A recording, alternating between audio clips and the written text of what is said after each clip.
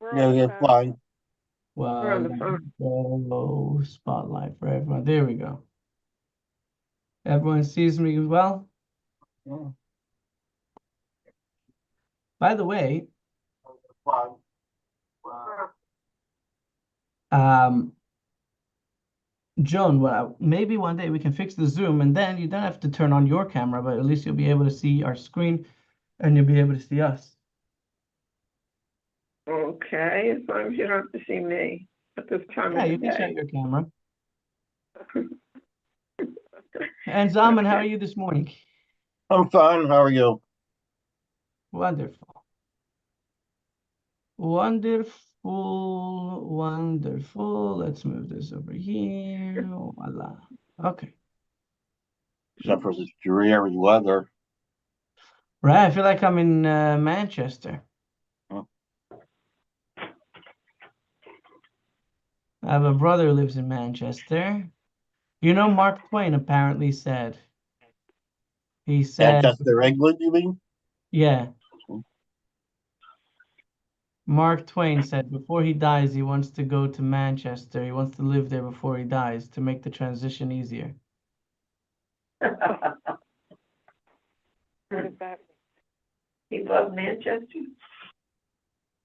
Okay. Or where do you think he was going? Sorry? mean? Yeah, right. Where do you think he was going? I think here was just a term for getting closer to death. I'm not sure if it was necessarily about the hell part. Well, that's what it is. Um, Manchester, what, England or Connecticut? yeah, England. Oh. Okay. Okay. Um,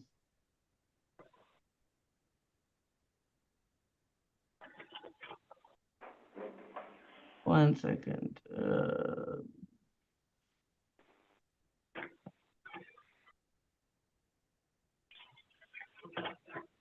Okay, so we're in the middle of a discussion. If a person is inside the water, when it comes time to say the Shema, so the first opinion is you could just cover yourself in the water, up to your neck. You should just be under your neck in water. And even though the water is clear, it's okay. So long as your head is out of the water and your body is inside the water. And the second opinion is that you should make the water murky with by moving around some dirt with your feet. So we're up to the Gemara asks, according to the first Tana, doesn't his heart see his nakedness through the clear water? The Gemara replies that according to that Tana, he holds that even if his heart sees his nakedness, it is permitted to recite the Shema. The Gemara continues and asks, but in the clear water, doesn't his heel see his nakedness? This is the first time we're bringing up the heel. We haven't had that until now. The Gemara replies here too. The first Tana holds that in the case where his heel sees his nakedness, it is permitted. The Gemara notes that it was stated, if one's heel sees his nakedness, it is permitted. However, what is the halacha in a case where his heel touches his nakedness? I guess, I don't know, What some about very the flexible beach? people.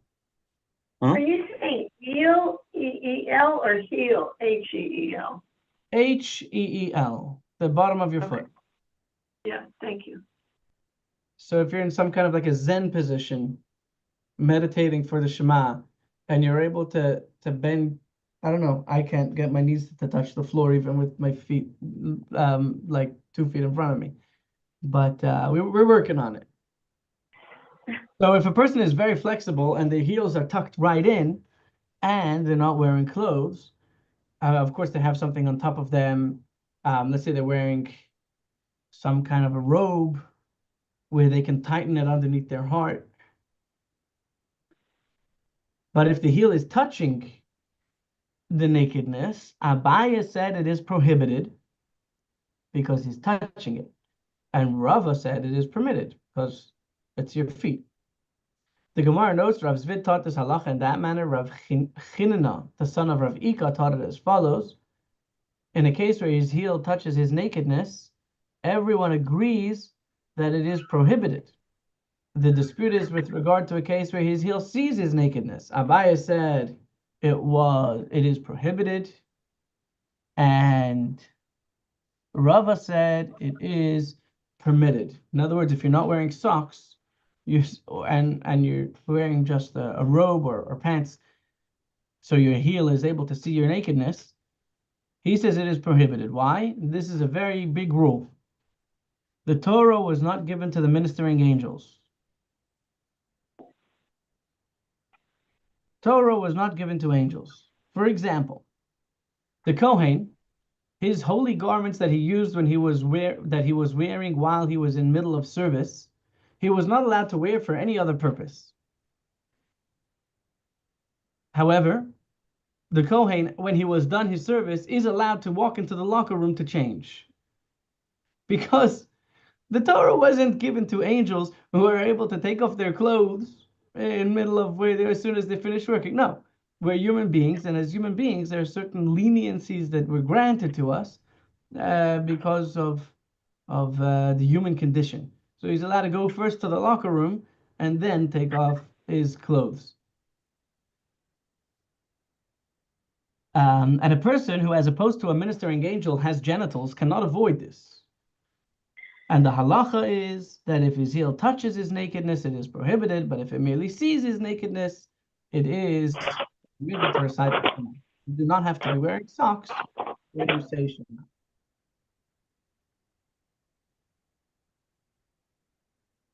Back to feces. Sorry? And so we're back to feces again. We're back to feces again. Rava said, if you have feces that are in a glass container, it is permitted to recite the Shema. But if you're opposite a nakedness that is covered by glass or see-through, it is prohibited to recite the Shema. Why? What's the difference? Why feces that's behind a glass covering, you're allowed to say Shema, but if there's something immodest behind the glass or behind the plastic that you could see through, it is prohibited to recite the Shema. There's no smell. If it's in a container, there's no odor. Because opposite feces in a lantern, it is prohibited to recite the Shema, because with regard to feces, the ability to recite the Shema is contingent upon covering, as it is said, and cover your excrement. And even though it's visible, it is covered. On the other hand, opposite nakedness that's covered only by a lantern-like covering, it is prohibited to recite Shema, because the Torah said, and no indecent thing shall be seen in you, and here it is seen. So it is prohibited to recite Shema or any other prayers if there is someone undressed that you can see. Abaya says, what happens if there's a tiny little bit of feces? So he says you can spit on it, and as long as it's completely covered, this is permitted to recite Shema. And Rava said this applies specifically when it is thick spittle. Rava said feces in a hole in the ground, he can put his sandal over the hole to cover it and recite the Shema. Mar, the son of Ravina, asked the question, what happens if the hole wasn't as deep as he thought and the feces now is touching his sandal? Is it considered covered because his sandal is covering the hole? Or is considered uncovered because it's touching his shoe? So perhaps he would be considered filthy in that case. And the Gemara says, Teiku, which means let this dilemma stand unresolved, and when Mashiach comes, we will find out the answer.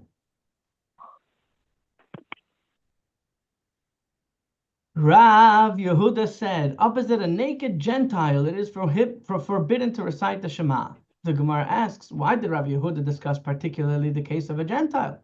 Even with regard to a Jew, it is also prohibited. The Gemara replies, opposite the nakedness of a Jew, it is obvious that it is prohibited. However, opposite the nakedness of a Gentile, it was necessary for him to say, lest you think that since in Ezekiel it says about Gentiles that their flesh is the flesh of donkeys, say that his nakedness is like that of a mere donkey and does not constitute nakedness. Rav Yehuda taught us that their nakedness is also considered nakedness, as it is written with regard to the sons of Noah who were not Jewish, and their father's nakedness they did not see. Although Noah predated Abraham and was consequently not Jewish, his nakedness is mentioned. Don't show this to the anti-Semites. Really? And we learned in the Mishnah, one who needs to recite Shema may not cover himself with foul water or water with flax in which flax was soaked until he pours other water into it. So that's what we learned before in the Mishnah, that if a person is in the water, if the water smells bad or is bad water, or if there was flax soaked in it, which I guess smells bad also, it is prohibited unless there's other water mixed there as well. So the Gemara asks, how much water does he need to continue to pour in order to render them a permissible covering? So if he is covering himself in water in which flax was soaked, it must be a considerable amount of water, requiring at least an equally considerable amount of water to neutralize it. So let's say you're in a pool of, meaning these vats were huge vats. So how could you tell this guy to pour in water and make it not smell bad anymore? You're gonna have to be there for a long time pulling water from your well. You may as well just jump into the well, right? Or put on your clothes. It's gonna take you a lot longer to fill up more water into this vat of flax soaking seeds than just to put on your clothes. So why would the Mishnah advise you to cover it up, to add more water? Rather, there must be a part of the Mishnah that's missing. This is what it says. One may neither cover himself with foul water nor water in which flax was soaked at all. And urine. Now, we're not talking about a person who is in urine to cover themselves, but a person who is standing in front of the urine. And it smells. So you're not allowed to pray in front of open urine container. So if you add clean water to it, then you may recite Shema.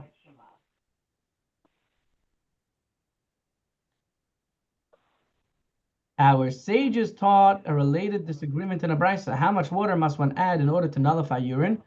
Any quantity is sufficient. Rabbi Zakkai says one must add a quarter of a log, which is about 3.5 ounces. So to answer our question from last week, if you're in a hospital and there is urine there, you take a half a cup of water, pour it into the urine thingy, and then there's a special name for it. Does anybody remember what the name of that thing is called?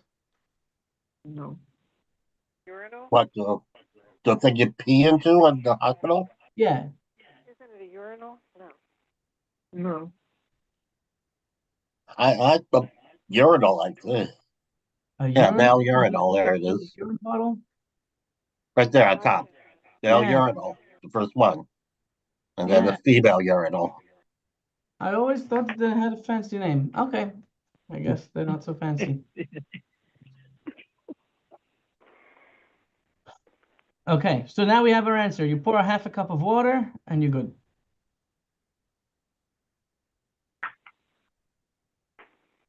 But what it didn't, Ed, Rabbi? Yeah. Before we said that you can say the Shema if there's feces and it's sealed in a jar. Yeah. Well, the urinals are also sealed. I Good mean, point. No, they're not. Good point. yes, If they you have are. the lid and you can close it, then Yeah, you pour water in. Yeah. there's a lid on it when you're No, done. Okay, very good. Yes. Rav Nachman said they have another way out. This dispute is with regard to a case where the urine is already in the vessel and afterward one seeks to nullify it. Oh my God. I am just gonna oh. Joan, can you still hear us? Yeah, Susie had to turn off her phone. Okay, Susie, can you still hear us? Yeah, all right. Okay, great. Yeah. So Rav Nachman said this dispute is with regard to a case where the urine is already in a vessel, and afterwards one seeks to nullify it. However, if the clean water was in a vessel in the beginning, even if you put a little bit of water before the urine, each drop of urine is nullified as it enters the vessel, and therefore any amount of clean water in the vessel is sufficient. And Rav Yosef said this dispute is with regard to the amount of water necessary to have in the vessel at the beginning before urine.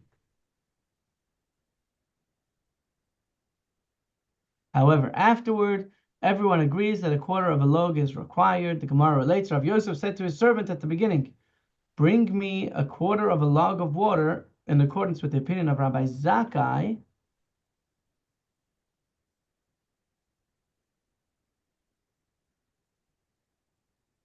It seems that according to Rabbi Zakkai, you have to have a quarter of a log, whether it's the beginning, meaning 3.5 ounces, whether it's the before the urine comes in or after the urine is already there. The sages taught an elaboration of this point in the Tosefta. Up is that a chamber pot used for excrement or urine. It is prohibited to recite Shema even if there is nothing in it that is always considered filthy. Aha. So now we have a problem. Back to square one. Because if there's a designated chamber pot, even if it's only for urine, that itself is considered filthy, even if it's empty. So when we spoke about urine, we were talking about urine on the floor, in a puddle, or in your baby's diaper.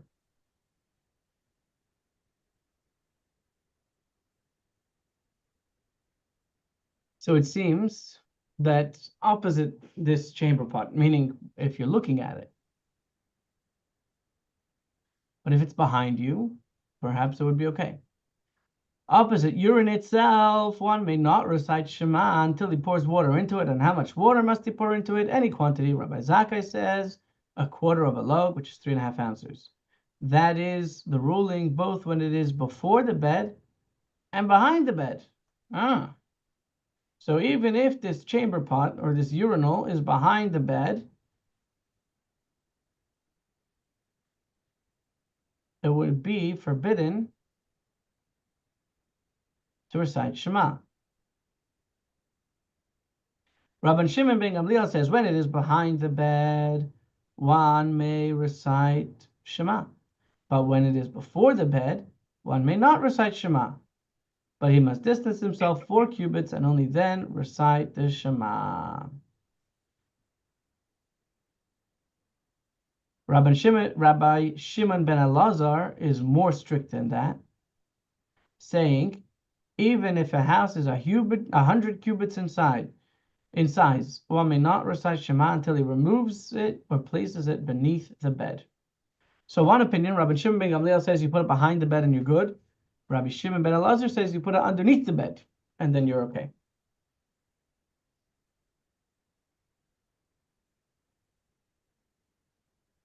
A dilemma was raised before the students in the yeshiva. They were wondering and trying to figure this out. How does Rabbi Shimon ben Gamliel state this halacha? What did he mean? Did he mean that if the chamber pot is behind the bed, he recites Shema immediately? And if it's before the bed, he has to distance himself 4 cubits and recite?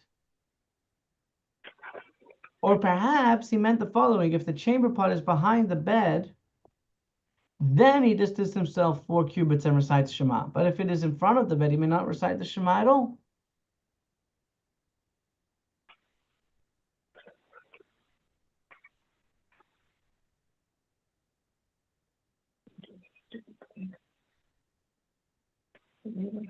In order to resolve this dilemma, the Gemara is going to bring a proof, but this proof is going to be a problem. The proof is as follows. Come and hear that it was taught in a brayso. Rabbi Shimon ben Elazar. Does anyone remember what did Rabbi Shimon ben Elazar say before? Let's scroll up so you could see. Rabbi Shimon ben Elazar was strict and he said even if your house is 100 cubits, you can't say Shema until it's either underneath your bed or until it's out of the house. Over here, in this brisa, Rabbi Shimon ben Elazar says, if it is behind the bed, he can say Shema immediately. If it's in front of the bed, he has to distance himself 4 cubits. And Rabbi Shimon ben Gamliel says, even in a large house of 100 cubits, one may not recite Shema until he removes it or places it beneath the bed. Therefore, we see from this brisa that if the vessel is obstructed by the bed, either if it's underneath the bed or behind the bed, he may recite Shema immediately. The Gemara notes how a dilemma has been resolved, but the brises contradict each other. The statements made in the name of Rabbi Shimon ben Gamliel and in the brisa were made in the name of Rabbi Shimon ben Elazar in the other brisa, and vice versa. So the Gemara has a great way of resolving the contradiction. Say, oh yeah, they got the names wrong with the second one. Reverse the latter brisa and say the names of the Tanaim were attached to the wrong opinions. So whoever was writing it down wrote the wrong Rabbi Shimon with the wrong answer. They had to switch the last names. So now the Gemara asks a question.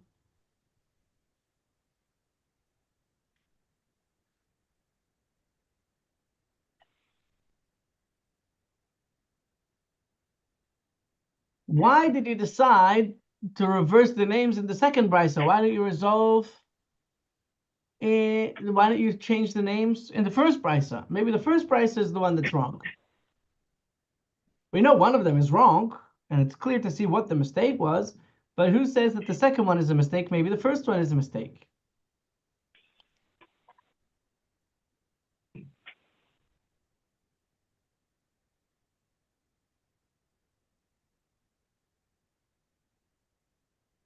Cool.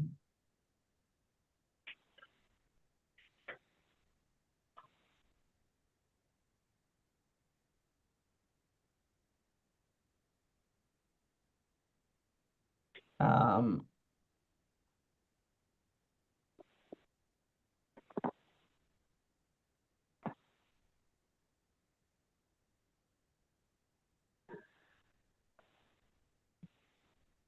okay, so the Gemara proves that the second brisa is the one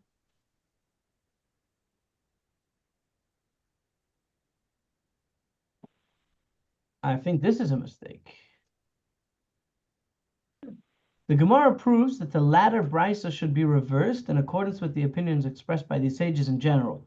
Who did you hear that said that the entire house is oh, sorry, no, it's right. The Gemara proves that the latter brisa should be reversed in accordance with the opinions expressed by these sages in general. Okay, so for this, we need a little bit of background. I'm going to try and do it without drawing on the board because not everyone can see. There's a law regarding Shabbos that you're not allowed to walk 2,000 cubits outside the city. You're only allowed to go 2,000 cubits until outside of the city.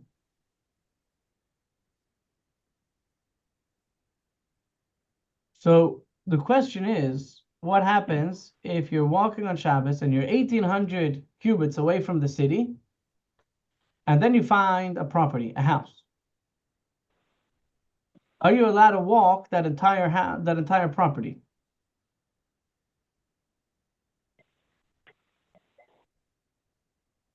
So it depends. According to Rabbi Shimon ben Elazar, he says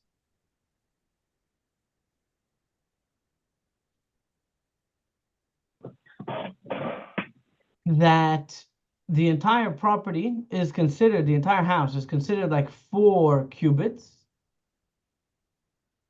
And then you continue making up to 2,000 on the other side.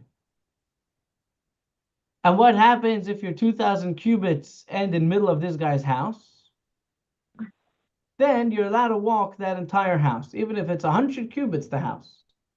You're allowed to walk that entire house because the entire house is considered like 4 cubits. So we see from there that Rabbi Shimon ben Elazar holds that the entire house, no longer how big it is considered only 4 cubits. Therefore, we must say also over here that when you have this urine inside the house, even if it's 50 feet away from you, but because it's inside your house, it's considered within your 4 cubits. Therefore, you have to say that Rabbi Shimon ben Elazar holds that a house is 4 cubits.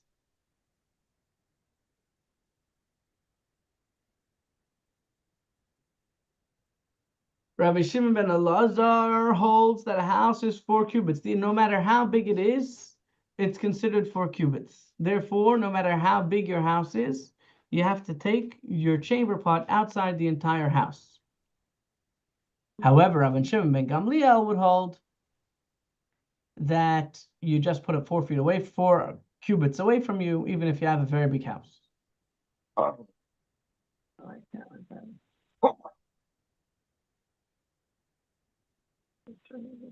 So from there, we were able to prove which Tana holds of which opinion. Which one? Now here comes another halachic fact. You guys ready? Ready. If something is less than 24 centimeters away from the other, a handbreadth in halacha is 8 centimeters. I don't know how many inches that is. Anyone know how many inches is in 8 centimeters? It's about a little more than 3 inches.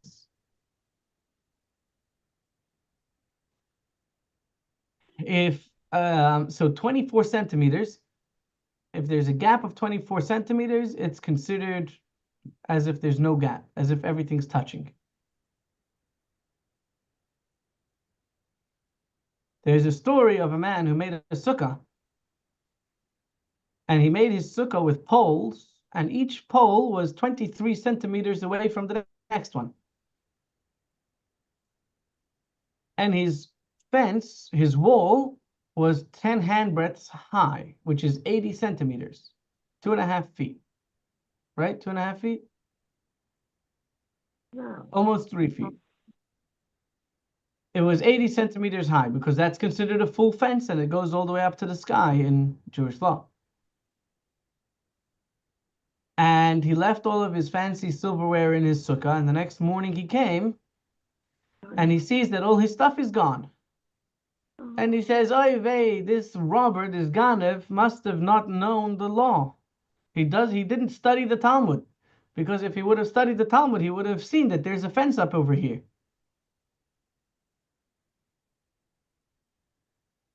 So, according to the Talmud, and according to Jewish law, if there's something that's less than 20 centimeters, it's considered connected.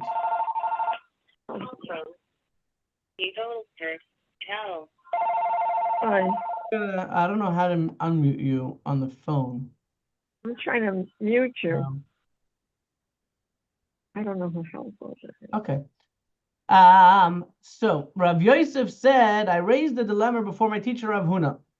It is obvious to me that underneath the bed, if there's less than 24 centimeters, 3 handbreadths, it is considered level to the ground, connected to the ground, as if the void beneath it does not exist.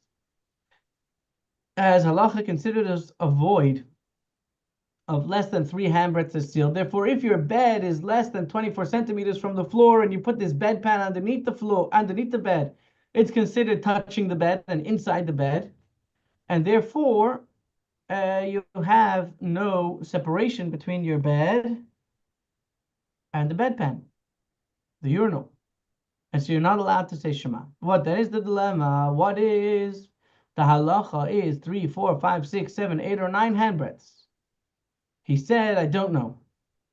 However, with regard to a space greater than 10 handbreadths, I certainly have no dilemma, as it is clear that this space is considered a separate domain. In other words, if your bed is 80 centimeters above the ground, which I don't think that today any beds are that high.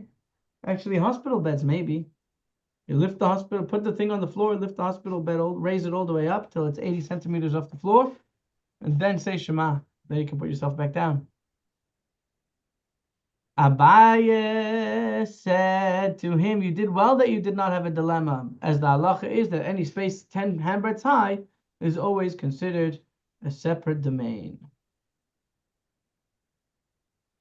Rava summarized and said, the halacha is that less than 3 handbreadths is considered connected.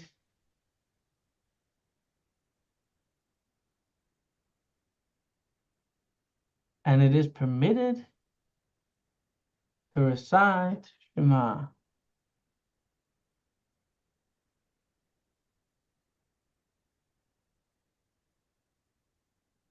It is permitted to recite Shema. I thought that if it was less than 3 handbreadths, it would be forbidden to recite Shema. Apparently, I was wrong. I guess if you put the bedpan underneath your bed, and your bed is less than 3 handbreadths from the floor, then it's considered inside your bed, concealed and sealed off and covered inside your bed. If your bed is 10 handbreadths high, then it's a separate domain. And for sure, you could say Shema because you're in a separate domain, separate area from the bedpan, from the urinal. Between 3 and 10 handbreadths is the case with regard to which Rav Yosef raised the dilemma before Rav Huna, and Rav Huna did not resolve it for him. Rava said, the halacha is in accordance with the opinion of Rabbi Shimon ben Elazar. And so too, the sage Bali said that Rav Yaakov, the son of Shmuel's daughter, said, the halacha is in accordance with the opinion of Rabbi Shimon ben Elazar, which is that you have to take it either outside the room or you have to put it underneath the bed. Moving 4 cubits does not help. And Rava said the halacha is not in accordance with the opinion of Rabbi Shimon ben Elazar, and moving it behind your bed or walking away 4 cubits from it would be enough to recite the Shema. So for what to do in the final conclusion, either we can continue reading or we can look in the code of Jewish law as it has been codified by our sages.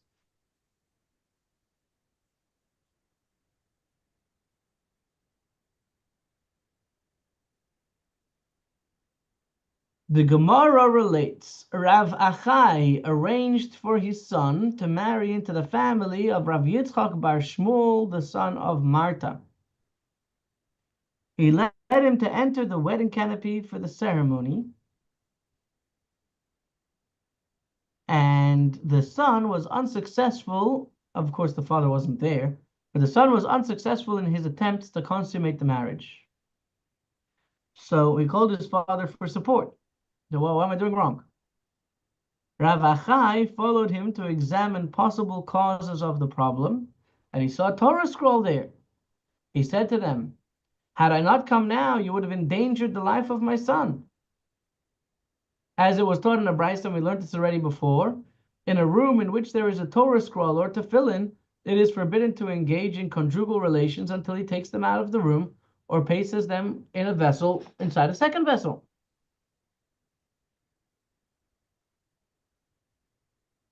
This applies to a mezuzah as well.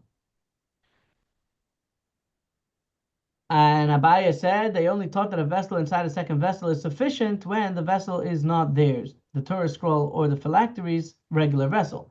But a vessel that is the regular vessel, even 10 vessels, is considered one vessel, and the Torah or tefillin must be covered in another vessel, which is not typically used for that purpose.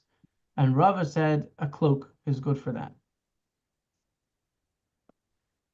We have finished 25b. Good on us. Sorry, a coat on top of a chest, meaning if you put the tefillin in a chest and you put a coat around the chest, covering it like a curtain from on top and the sides, that is considered like a vessel within a vessel. On a similar note, Rabbi Yeshua ben Levi said, one who wishes to engage in marital relations in a room where there is a Torah scroll must erect a partition 10 handbreadths high, because that's considered a wall. The Gemara relates, Mar Zutra happened to come to the house of Rav Ashi, and he saw that in the bedchamber of his son Mar bar Rav Ashi there was a Torah scroll, and a partition of 10 handbreadths had been erected for it. He said to him, in accordance with whose opinion did you do this? Is it in accordance with the opinion of Rabbi Yeshua ben Levi? Say that Rabbi Yeshua ben Levi said that you can put up a fence of 10 cubits, sorry, not 10 cubits, 10 handbreadths, 80 centimeters, is only if you're in a hard situation, when you have no other room in which to place it. But you have other rooms that you could put it. It doesn't say that you're allowed to place a Torah scroll inside your rooms to begin with and have a little fence in front of it.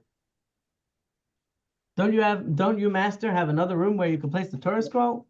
He said to him, indeed, that didn't enter my mind. You're right. I should put it outside my room in a different place.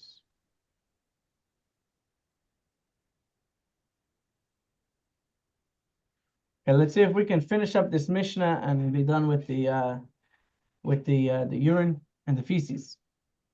We learned in the Mishnah, how far must one distance himself from urine and from feces in order to recite the Shema? 4 cubits. Rava said that Rav Sechora said. That Rav Huna said they only taught that it is sufficient to distance oneself 4 cubits if the feces are behind him. But if they are in front of him, he must distance himself to the point that it is no longer within his range of vision. And the halacha is the same for prayer. The Gemara challenges this. Is this so? Didn't Rafram Bar Papa say that Rav Chisda said one may stand opposite a bathroom and pray? The Gemara resolves this contradiction with what are we dealing here? A bathroom that has no feces, and therefore there's no need to distance himself to that extent. The Gemara asks again, isn't that so? Didn't Rav Yosef Bar Chanina say the bathroom to which the sages refer in all the halachas of distancing oneself is even a bathroom that has no feces in it? And the bathhouse to which the sages referred to in all the halachas of uttering sacred matters is even a bathhouse which is empty and there's no people there? Rather, what are we dealing with here? We're dealing with a new structure built as a bathroom but was never yet used for that purpose. Therefore, he was able to pray opposite it because there had never been feces there yet. The Gemara asks, 1 second, wasn't this already raised as a dilemma by Ravina? One who designated a structure to use as a bathroom, what is its legal status? Is the designation effective or is the designation not effective? The Gemara replies, when Ravina raised the dilemma, it was whether or not one may stand and pray inside it. But he had no dilemma as to one may pray opposite it. Outside this bathroom that has never been used as a bathroom, of course, you are allowed to pray. Brings to mind that I don't know if it's a true story or not, but apparently somewhere in some state in the middle of America, there was a lady who burnt down.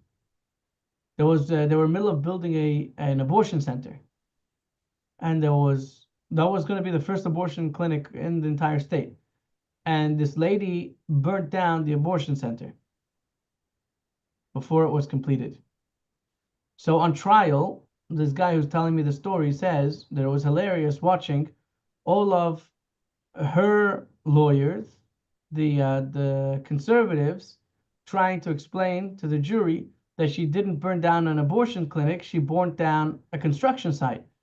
And all of the liberals trying to explain to the jury that what she burnt down was already an abortion center. It wasn't just a construction site.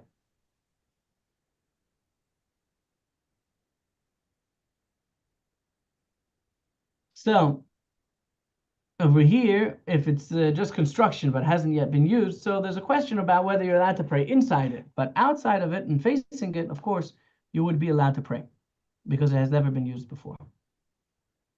Rava said these Persian bathrooms, even though they contain feces, they are considered as sealed as they are constructed in an incline. So feces will roll out of the bottom of the bathroom underground. So here's an interesting question. Next Mishnah, we're going to start with next week. But the question is, the toilets today, are they considered this? So in the olden days, you had 2 types of toilets. You had a regular toilet, which is like what's similar today would be like a porta potty.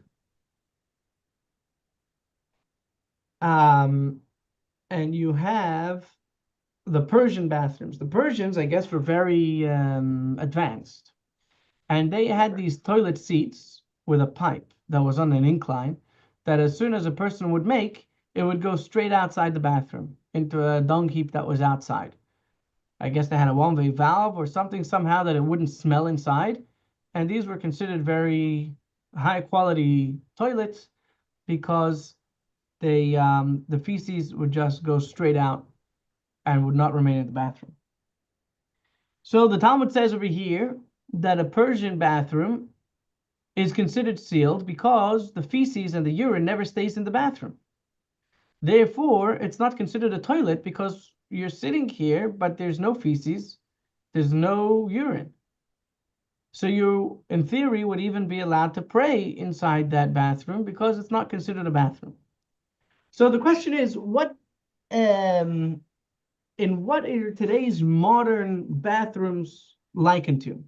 Do we say, because it has both parts. On the one hand, all the excrement stays there in the toilet until you flush it. But once you flush it, it goes out.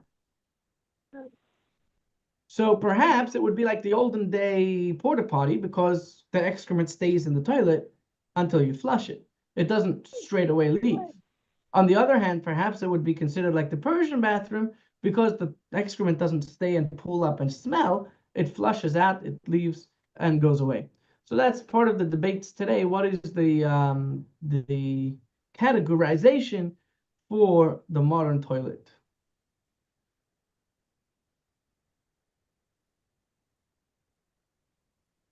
Well, you don't leave it in there, you flush. Correct, but it doesn't automatically leave unless you flush.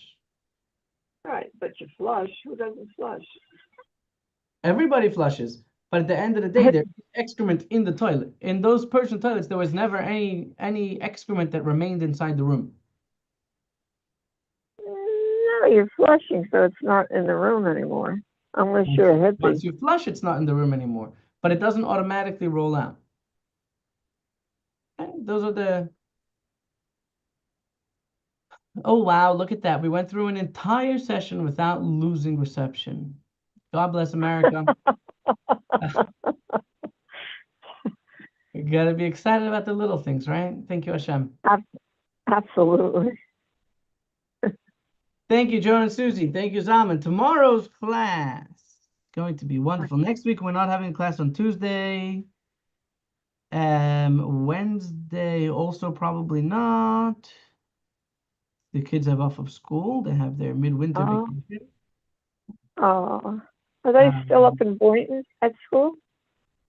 Mendel is now, they moved currently to Boca, and Mushka is in North Miami Beach. Oh, Wow, my that's a- goodness gracious. Wow. Oh, I like this one. Tomorrow's class, keep your opinions to yourself. How to speak in a way that others will listen. Okay. How long does it take you to get to North Miami Beach? So it's very close to the turnpike. Mm. So it's usually between a half hour and 50 minutes, depending on traffic. Oh, my goodness. So Mm.